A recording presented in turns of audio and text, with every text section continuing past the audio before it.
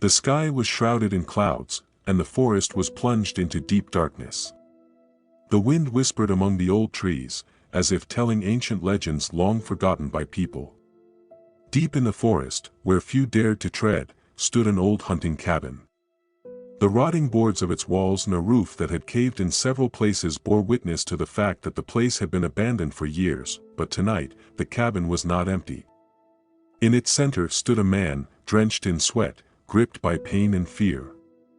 His name was Frank, a former hunter who had withdrawn from society after discovering his terrible secret. On nights when the full moon rose, he would transform into a beast, an enormous werewolf he could not control. Tonight was a full moon.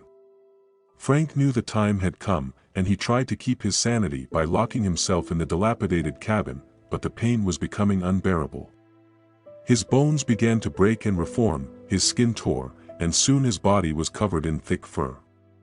There was still a shred of consciousness left in his mind, and Frank knew he would soon lose complete control. Through the gaps in the cabin's roof, moonlight broke through, and at that very moment, Frank felt the beast inside him fully unleashed.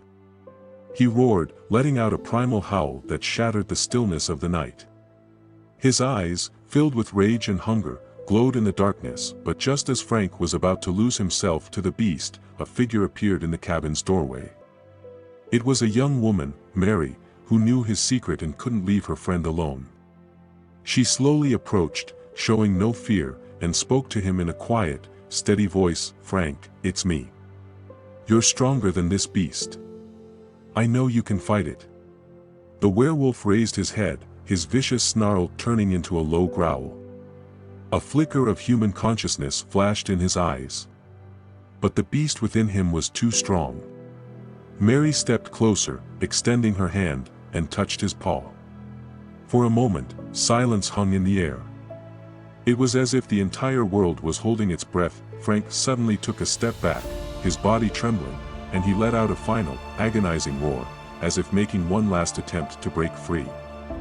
But instead of attacking, he turned and bolted into the forest, vanishing into the night.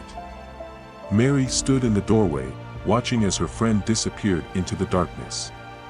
She knew he would return, but not as a monster, as a man who had conquered his greatest fear. Frank wandered through the forest all night, battling the beast within himself. Only at dawn, when the first ray of sunlight pierced through the trees, did he collapse to his knees, his human self restored. He was covered in blood, exhausted, and tormented, but alive. He knew the fight with the werewolf would continue. But now he had a chance to one day fully defeat the beast and return to a normal life.